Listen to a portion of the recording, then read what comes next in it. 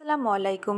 গর্ভধারণ, গর্ভাবস্থা, মাতৃত্ব ও শিশু লালন পালনের সকল প্রশ্নের উত্তর জানতে আমাদের চ্যানেলটি সাবস্ক্রাইব করুন।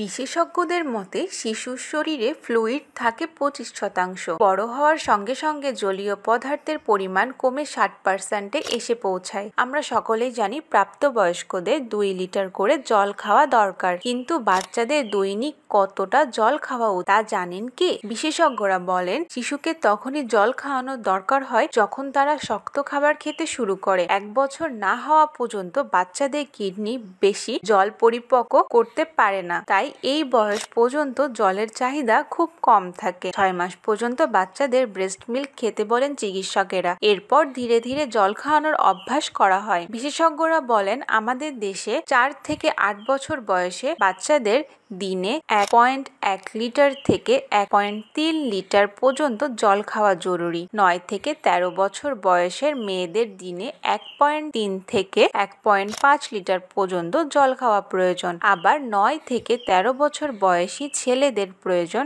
1.5 থেকে 1.7 লিটার জল। তবে সরাসরি জল ছাড়া দুধ, ফলের রস থেকেও ফ্লুইড ঢোকে শরীরে। বাচ্চার শরীরে জলের অভাব দেখা দিলে তার মেজাজ খিটখিটে হয়ে যায়, রুক্ষ ত্বকের সমস্যাও দেখা দিতে পারে। এবার জেনে নিন কিভাবে বুঝবেন শিশুর পানি যথেষ্ট খাওয়া হচ্ছে না। প্রাথমিকভাবে বুঝবেন তার প্রস্রাব দেখে, কিন্তু প্রতিদিন যে পরিমাণ প্রস্রাব করত পানি শূন্যতা হলে তার চেয়ে কম করবে। পানি শূন্যতা অন্যান্য লক্ষণ হলো অস্থিরতা, চোখ ভেতরের দিকে ঢুকে যাওয়া, জিভ শুকিয়ে যাওয়া, দ্রুত নাড়ি স্পন্দন ইত্যাদি। 2 থেকে 5 বয়সী বাচ্চারা একেবারে বেশি পরিমাণে জল খেতে পারে না, তাই তাদের একটু একটু করে বারে বারে জল খাওয়ানো উচিত। যেমন ধরুন কোথাও যাওয়ার আগে একটু জল খাইয়ে নিন, বাইরে গেলে সঙ্গে অবশ্যই জলের বোতল রাখবেন। অনেক বাচ্চারাই আবার জল খেতে চায় না, সেক্ষেত্রে দুধ, ডাবের জল, ফলের রস জাতীয় তরল পানীয় খাওয়াবেন। মোদ্দা কথা শরীরে তরল প্রবেশ করানো। তবে মাথায় রাখবেন জল খাওয়ানো জরুরি বলে বাচ্চাকে জোর করে জল খাওয়াবেন না,